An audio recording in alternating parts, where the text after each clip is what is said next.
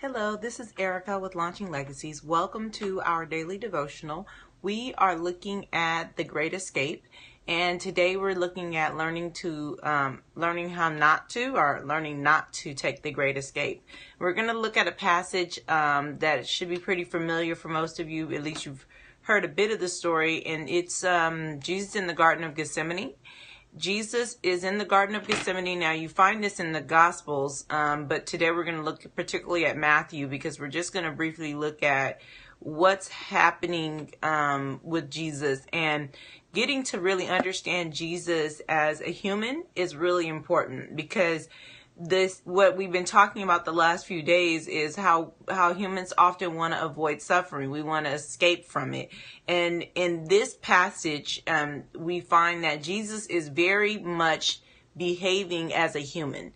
And so we see him doing the same thing that we would assume humans would do, but he's got far more courage and bravery because we know what happens is that he ends up going to the cross. But before he goes to the cross and before he suffers, as he's facing it, we see that he is troubled and we see that there's some of a desire to escape. Now, some people, and I've heard this different people's positions like, oh no, Jesus never wanted to escape. No, he clearly is not comfortable. In his own words, expressed that he was not loving the idea of going to the cross and suffering. That's very clear. And so I don't know why people make this assumption that they need to make Jesus somehow inhuman in his feelings and his emotions. Humans don't like to suffer. That's the whole point of this devotional. Jesus was at this time in human form, not wanting to suffer. He was fully human, so he didn't want to suffer. And so the place in us that goes to want to avoid difficulty, avoid struggle, avoid pain is definitely known by Christ. And that's important to connect with. We don't need to make, because some people's perception of Christ is that, oh, well, he was human, but he doesn't understand me. And the truth of the matter is that's just not true. Part of the reason why he came as a human was so that you can know that he does understand you and you can relate to him. So when we see him in the garden, it's very much a relatable moment, right? You know that he gathers up. So we're in Matthew 26, 36 through 46. And we're going to briefly go through this, that he asked his a few of his disciples to come and sit with him, right? So it's Peter and the two sons of Zebedee.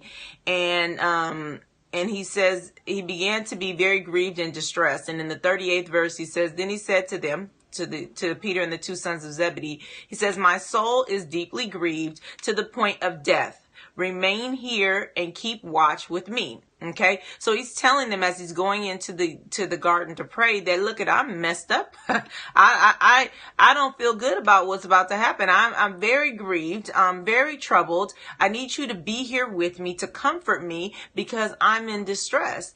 And he went a little beyond them and he fell on his face and he prayed and he said, my Father, if it is possible, let this cup pass from me. That's the great escape, right? It's the desire to flee this suffering. And he says, but then after he makes the statement, because he's distressed, he goes into this place and he says, yet not as I will, but what you will, right? And so then he retreats from that escape. So he goes fully into it, identifying with us as human beings that he does not want to suffer. This idea that Christ would want to go to the cross is strange. He loved us, so he knew what needed to be done. But just because he knew what needed to be done didn't mean that he wanted to do it. For you and I, this is extremely important because when we're broken, when we're hurt, when we're wounded, and we're going to altered states and reaching out to other things to try to bring us comfort, we're just like Christ in this moment, but we need to make the right decision. And here goes the thing. We know something needs to be done about the life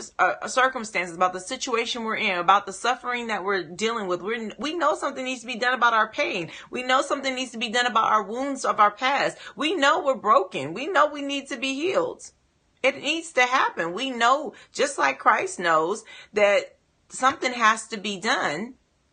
And he, though, instead of taking the escape, he retreats back and he says, yet not as I will, but as you will. And that's what he says to Christ. Like, if you could take this away from me, if I can escape with all of our prayers. If I could get away from suffering in this world, God, please give me a life with no suffering. Please, I'll take it. But nevertheless, thy will be done. Now, you and I are going to be a little different circumstances because Jesus is here. He's dying as a sacrifice of love for us. So that's a little bit different. But at the same time, it's not extremely different. And so we're going to keep pressing as we go through this devotional, but let's just watch the behavior of Jesus here. And so he came to the disciples and he found them that they were sleeping. They're going to keep on sleeping. Just spoiler alert, right? And he said to Peter, couldn't you even watch with me for an hour?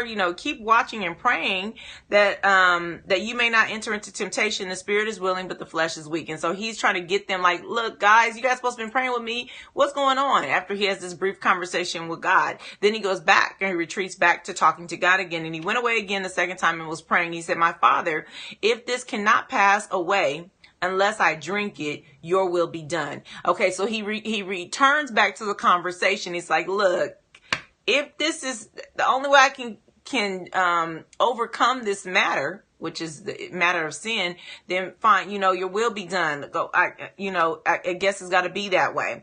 But he's very heavy, and it says, and again he came and found them sleeping, for their eyes were heavy. We knew that was going to happen again. And he left them again, and he went away, and he prayed the third time, and this time, and the same thing once more. And then he came to the disciples and said to them, are you still sleeping? Behold, the hour for me has come. Let us go and, whatever. Behold, it's time to go to the sacrifice. But here goes the interesting thing. The reason why we read it from Matthew and not one of the other gospels is because of this. And there's suffering that's occurring in Luke, I believe. We see that the angels come to comfort him because he begins to literally sweat blood. And so he is very distressed. He does not want to face this suffering. He does not want to face pain. And ultimately, he does not want to face death. And we are like Christ in that manner because we're human. It's a human thing to try to escape a difficulty. It's a human thing to want to get away. But somehow Christ learns to overcome this part of humanity. He is fully acting like a man in this garden. He is fully sweating and distressed. He needs prayer. He needs comfort. He needs his friends to come around him just like you would need it, right? He doesn't, though, go take the vinegar wine that might, the fermented wine that gets him out of his mind into an altered state. He doesn't go and use all of these vices and things to escape. And you might be thinking, well, he doesn't do that because he's Christ. But I'm going to put something else as a possibility on the table and leave it for you to think about over the weekend. We'll be back on Monday morning. But as we put this on the table, maybe he doesn't take the great escape of using something to give him an altered state, because you're going to find that he rejects that even on the cross. He rejects them giving him anything that would lessen the pain. Maybe he doesn't escape it because he knows that that's not the solution to suffering. That's not the solution. Drunkenness, being high, avoiding things, not dealing with issues, not the solution to suffering and pain. We wish that it would be sometimes, but clearly it's not. But what is the solution, right? We see now that Jesus is even in the same boat as us, wants to make the great escape, but he doesn't. What about us? What is the solution to suffering? What is the way in which we can find ourselves enduring and not having to make the great escape, which we know is common to all men? I'm going to leave you to think about that. Read this passage in Matthew. You can read it in any of the synoptic gospels, actually, because they are retelling the story of the garden.